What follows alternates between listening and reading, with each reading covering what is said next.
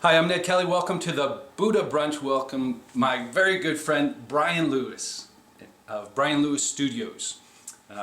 Very popular, famous stained glass artist in Lee Summit in Missouri and in places near and I think far. I'm the most famous artist on my street. You are definitely the most famous stained glass artist in my world. In my world. So Buddha Brunch, it's definitely not just about Buddhism. We talk about consciousness, spirituality, and one of my favorite things to talk about is art and the use of art as a spiritual practice. So how is your artwork, is it first of all part of your spiritual journey? Well, there's obviously a lot of spiritual, religious subject matter, but I think really, as far as it applies to my spiritual practice, it's probably the same as it is for any job, any challenge that anyone else has. It gives me opportunities to work through fears, distractions, gives me the opportunity to be present. So yeah, a lot like any other endeavor, it could be a spiritual practice. Now, your particular medium of stained glass has lots of aspects to it, lots of layers, sometimes literally. There's a lot of technical, there's craftsmanship as well as the art part of, Right. of it. Can you touch on that? Yeah, a lot of what I do is not so much the kind of pure expression straight from my invention. I do some of that in some of my pieces, but a lot of what I do is replicating popular works from the past. I use a lot of imagery from classical art in my images, and a lot of what I do is simply restoring an existing window.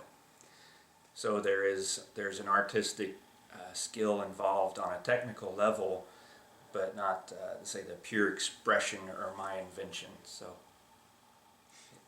some of it you're cutting glass, you're going to buildings, climbing scaffolding, working with cement and metal work. You're putting pieces into a kiln. So there's the work, Yeah. crafting part of it, and then part of it the time you're drawing faces. So do you feel like you have to go through some of the arduous stuff in order to get to the fun stuff? Yes. Oh. Very much so. Cool. Yeah, which is a spiritual practice. Doing. Yeah, it's the whole process is really rich with metaphor. You know, getting down to the real work requires some stripping away, some surrendering, facing fears. I have a huge fear of imperfection in my work. So it's a real challenge, and I acknowledge it as a dysfunction, this perfectionism. It's a common for artists, and I could argue that maybe it's what makes my work stand out, but I think all in all it's a liability to have that in any part of your life. Perfectionism is not necessarily healthy. Well, you're right. I think that is common for artists, whether it's acting, singing, painting, sculpting. We're putting ourselves out there. Mm-hmm. We want to be perfect. We want to be right, and at the same time, you can't. If you get too caught up in that, you die. You suffocate yourself. You choke and never. Now, and you're putting your work in windows that are going to be out there for hundreds of years, Bryan. It's a little bit of pressure sometimes. Yeah. So it is. It's a huge risk. It's a huge vulnerability, and it's so liberating to get through it. Yeah. Yeah, it is. What and so you do a lot of your work for traditional churches, and you do some work for, I don't know, more of the Eastern or non-traditional. I've seen you do stuff with chakras. The Meditating Jesus is one of your most popular pieces. Yeah, and that represents a real, I think, a reconciliation and a healing from my past. I grew up very fundamentalist. I had some religious ideation that wasn't necessarily healthy for me, and actually drove me to a nervous breakdown at 16. So in my, much like many people in my youth, I went through what I call a near almost atheistic phase in college, and that drawing kind of represented for me a reconciliation of healing my personal view on Jesus, from something that was imposed on me and maybe didn't work for me to something that's very personal and helpful. Wow. You probably have a stronger connection than somebody who didn't go through the adverse relationship to get to the healthy I think that's safe to say. Yeah. Now, in your creative process, all artists, I find, that I know anyway, have some roadblocks. There is from time to time something that constricts, that gets in the way, or it's a pitfall. What are, if you can name them or think of what triggers that, or what are the elements of that for you, if you're willing? Sure, I'd be willing. I'm not sure I can articulate that, but yeah, certainly challenges come up all the time. As I mentioned before, perfectionism, it's a big one. It can keep me from, it can almost shut me down with fear sometimes to even start a project. Or I can go through so many revisions that it just seems ridiculous. I can go down a certain road with a piece that I've fired maybe 3 times and end up abandoning it, thinking I just can't accept this, and starting over. Sometimes that makes sense. Sometimes that's a matter of being dedicated and doing whatever it takes to come up with the highest quality product. So I have to walk that balance, whether am I pursuing excellence or am I being neurotic about a certain attachment I have to what this is supposed to look like. And I fortunately have a lot of helpful people that will kind of look over my shoulder once in a while and say, no, that looks great. Nobody's going to see the fault in that you're seeing in it, whatever that is. So, I think that's indicative of a spiritual process. Yeah, absolutely. And I, from knowing you for about 7-8 years now, I've known times when you've told me about a mistake. Something happened in the studio, something literally just broke, or something didn't turn out the way you thought it was going to turn out. But you were able to take that mistake and turn it into part of the success. I love it when that happens. Yeah, I had one project in particular. I was doing a shell for a symbol of the baptism in a very high-profile Catholic church. And I had labored over this shell, which was a big piece of glass, probably bigger than, like, say, I was probably 18 inches wide.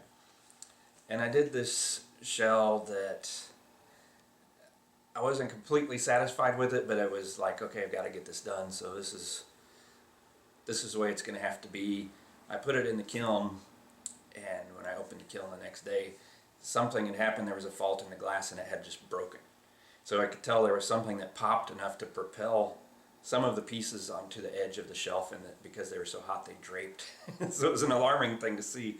I'm expecting to just grab a piece of glass out, and instead there's this strange sculpture that looks kind of like a Dali painting, those pieces draped over the edge of the shelf. The clocks. Yeah. I know that stuff. And the shell I did after that was so much more refined. I was so much more pleased with it. I had people commenting, "Oh wow, that looks like that is a scallop shell. That's a photographic kind of level of image." And so I thought that was fun, and that's not the only time that's happened. But yeah, it's a great example. It's beautiful, and as an artist, we've got to remember to allow mistakes, to almost invite. You can't really plan for them because they're mistakes. It's unplanned, but we have to allow that space and to just be welcome to it if and when that happens. No, it's all part of the process. With that example, I like to joke at the time that it was like God was like this art teacher that will say, no, you can do this better. It's like zap. God is the great art teacher working through all of us. Now speaking of God and representations of God and theology in general, so a lot of your clientele, probably most of your clientele, are traditional church. Yeah. Do you have to, I don't know, walk a fine line or tread skillfully through your association with other even being on the Buddha Brunch show, for example? I think it's really been a great opportunity. One of the tenets of unity is the honoring all faiths, honoring all paths, and so it gives me really wonderful opportunities to work with people of various beliefs and even to form really great relationships with people that have and we're all going to have, it's such a personal thing that we're all going to have a different approach usually. Obviously people congregate around certain belief systems, but I went through this phase after my breakdown in my youth where I was pretty hostile toward all religion. I mean, I did not outwardly, but there's just this conflict in me. So there had to be a healing that allowed me to, I guess, see and respect that in other people. I think that's, a great practice. We should all respect one another's beliefs, no matter how different they are. So, yeah, it's a great opportunity to practice that. Excellent. Now, that's about all I have for today. Anything else on your heart, on your mind that you wanted to share with the thousands of, the hundreds of thousands, the literally tens of people who are right now watching this about art, about spiritual practice? I just want to reinforce the idea that I believe we're all creative. I hear so many people say, especially when we're talking about my work in particular or some other artists, oh, I'm not creative, or I can't do this or that. And creativity is so much more than the ability to draw a face. I mean, so much more. Or the ability to play guitar, or these kind of things that we associate with creativity. I wish I could remember it, but I read a very interesting definition of creativity, the ability to connect. And that can mean anything, the ability to connect concepts, the ability to connect with other people, bridge belief gaps. That all requires creativity. Running a business, building a business of any kind, most likely whatever job you're in requires a great deal of creativity that you're probably not giving yourself credit for. So, give yourself credit for that. Well, thank you. You can follow Bryan Lewis at Bryan Lewis Studios. The Bryan Lewis Studio. This is how it appears on Facebook. On Facebook. And look around Kansas City area and other places for his art. We'll do the Bryan Lewis Church Stained Glass Art Tour someday. We're going on the road, taking on the road. Thank you for watching Buddha Brunch with me, Ned Kelly, my guest today, Bryan Lewis. If you enjoy and find these projects worthy, you can contribute and support and ensure further projects like this on patreon.com/Ned Kelly. You can like and subscribe to this YouTube channel and find Buddha Brunch on Facebook as well. Well, thanks very much. Cheers and namaste. Thank you.